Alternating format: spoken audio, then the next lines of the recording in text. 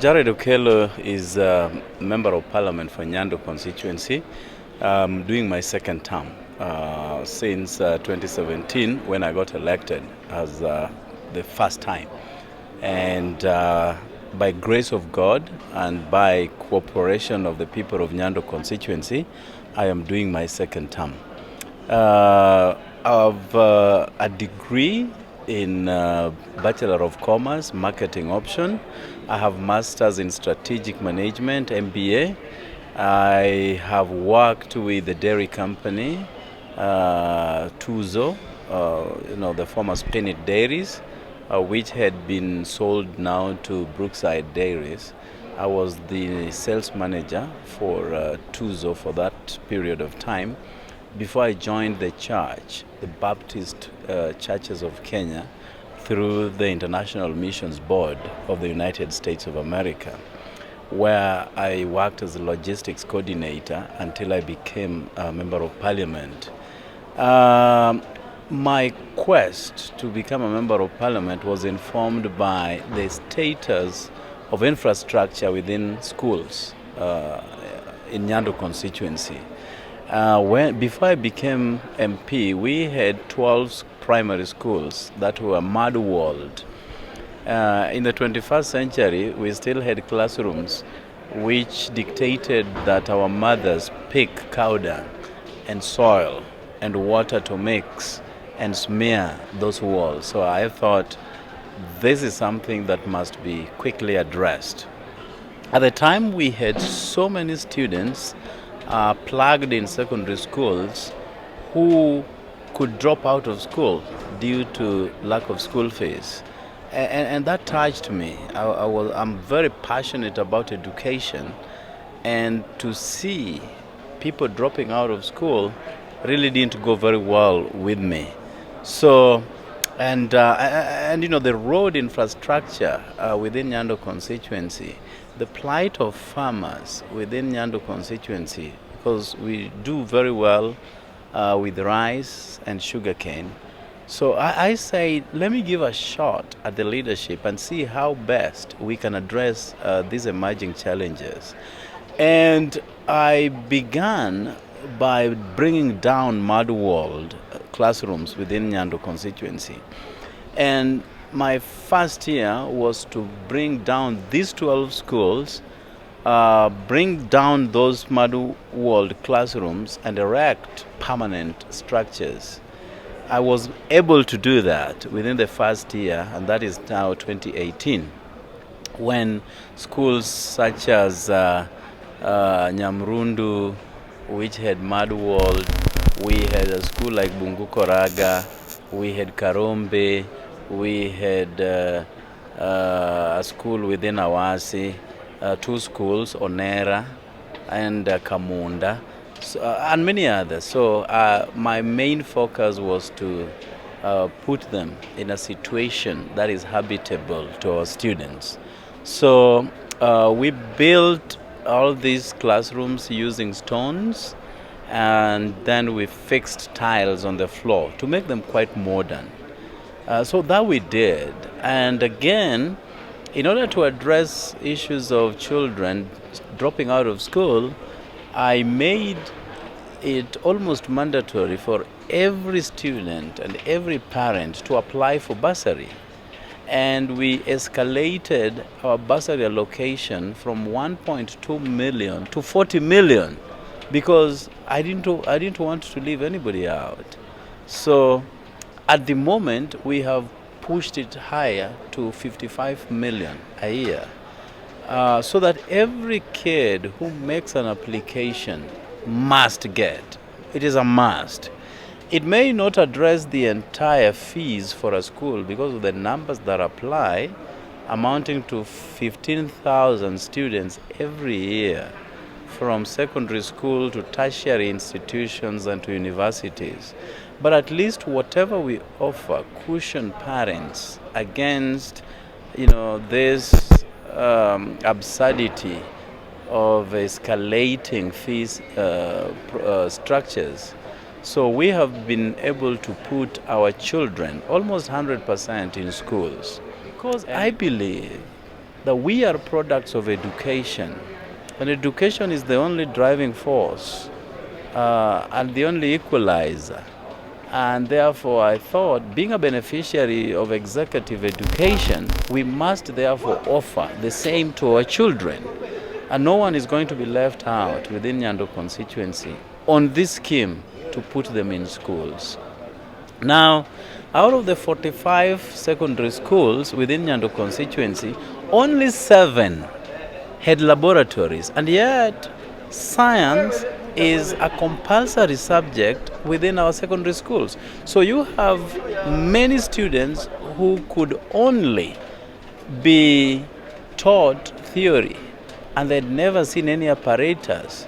And I thought this is something that we must address. As I speak with you, and confidently so, all the 45 secondary schools have laboratories, and now they can, do their practicals and ultimately pass their exams very well.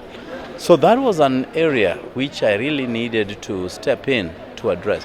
Some of the schools, even though boarding, did not have modern dormitories, and you saw the dilapidated structures where our children, especially young girls, were sleeping, something that did not pass for a dormitory. So I have addressed issues of dormitories in Migingo Secondary School, Migingo Girls. We have done that for Nyalenda Girls. We have done that for Awasi, both boys and girls. And we are now going to do it for Honorable Jared Okello Secondary School in Olasi. So these are things that I thought we needed to do. Some of these schools had less number of classrooms, where you could see some of our children still plugged under trees in the name of education. I said, we cannot live like this. So we had to add additional classrooms adequate for lessons to be undertaken. And on roads, we have worked very closely with the Kenya Rural Roads Authority, KERA, so in order to address issues of passability, making these roads motorable. Some of them were really in very, very bad shape.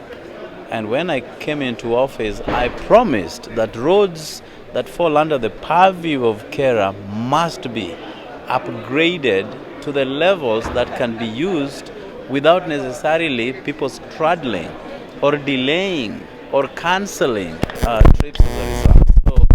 So I have really addressed issues of roads and passability, and I would say all roads under KERA are now quite motorable. Some of the roads fall under the county government, and they're also trying amidst all the many challenges that we also have. In Parliament, my first bill was on abolition of detention of patients in hospitals, because I thought that if somebody has been treated and is held in hospital just because of lack of paying, therefore converting hospitals into prisons or cells, I thought that is unacceptable. And therefore I moved a bill here to abolish issues of detention of patients in hospitals. I have done motions here, including the one that elongated or prolonged the lifespan of internship within Public Service Commission. That was my brainchild. That was my motion in this house. Because many children or many students upon graduation have nowhere to go. And Public Service Commission, being the biggest employer in Kenya, must see a way of incorporating these students or these graduates so that they can have some experience. Because when you apply for a job, they tend to ask you, what amount of experience do you have? And you're asking somebody who just graduated the other day. So I made sure that Public Service Commission did provide internship program and moved it from 6 months to 1 year. And they can still renew if that opportunity avails itself. So I have done that here.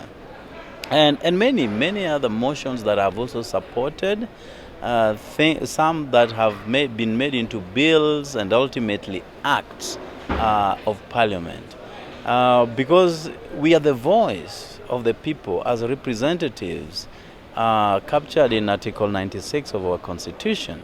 So we have to do what is right to safeguard our people against adversities.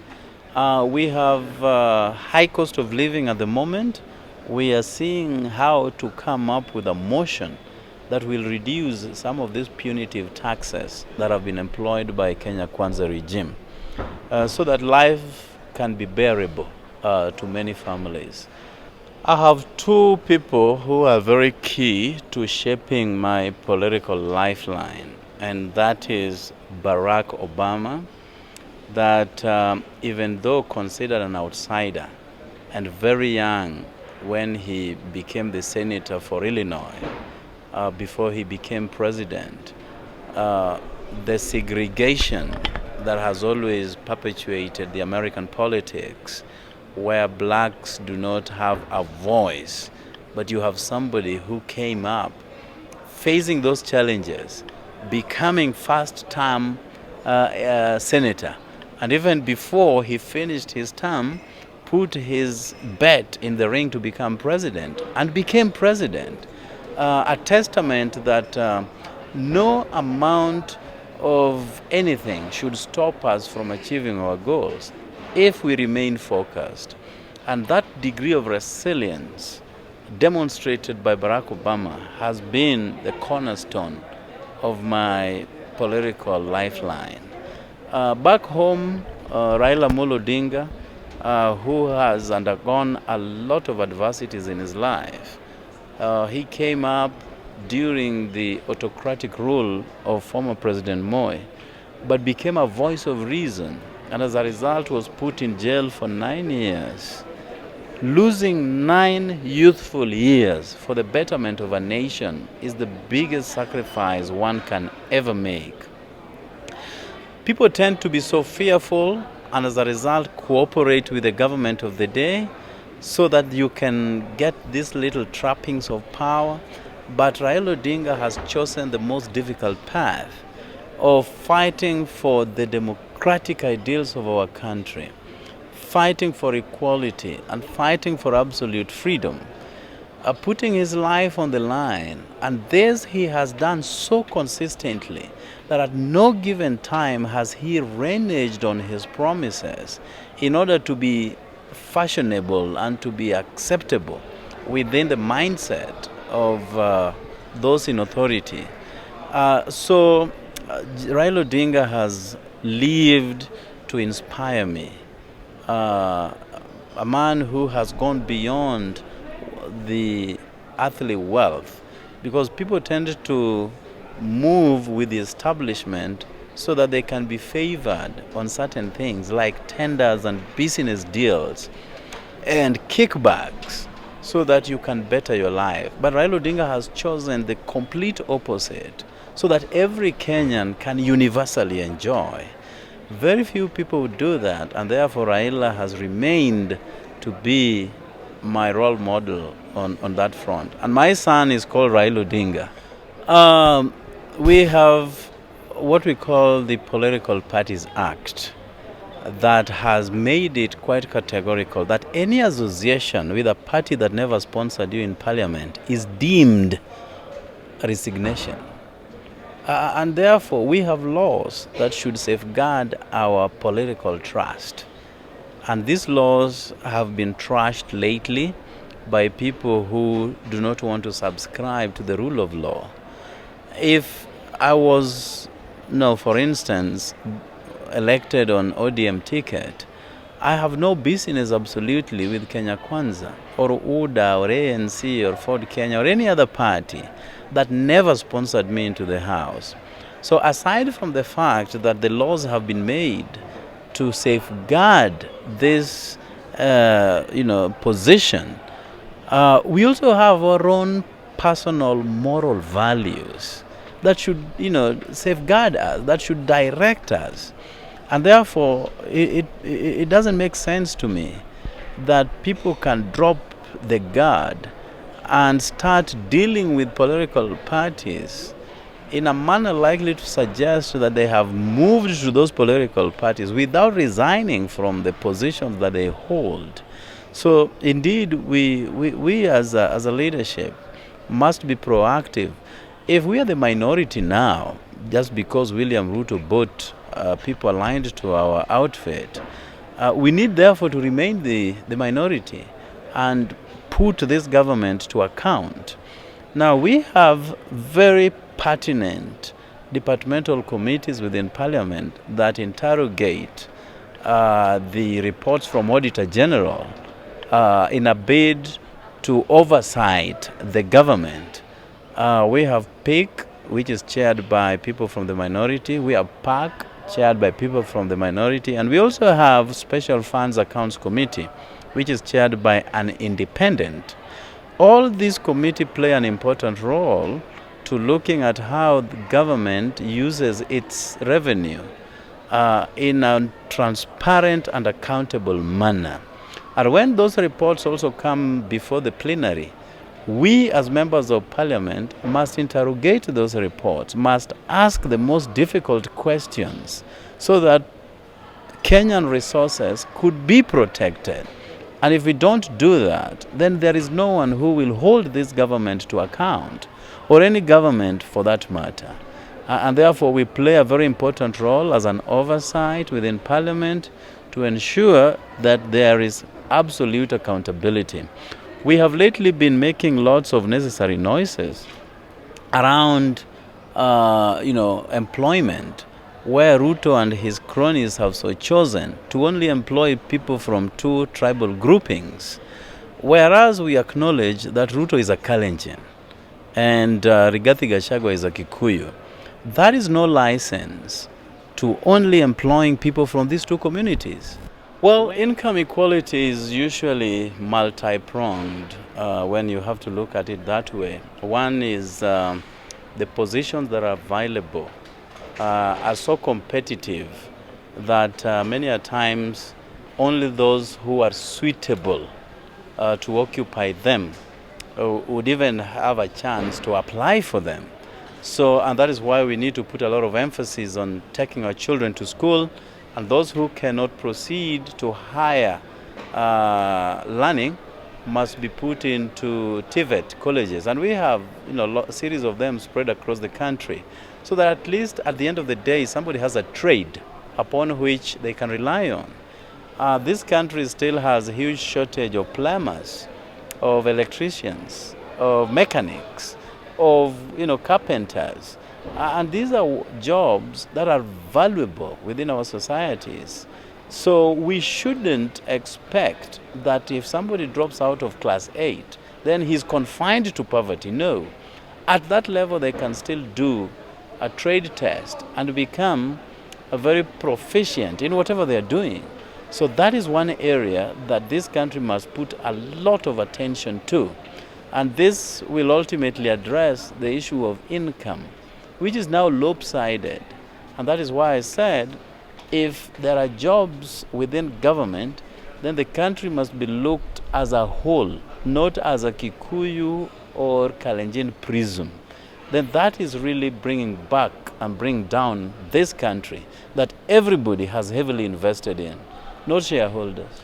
Well, climate change is a global challenge, and you all understand that the world has been made to be content with lots of emissions from industrialized nations.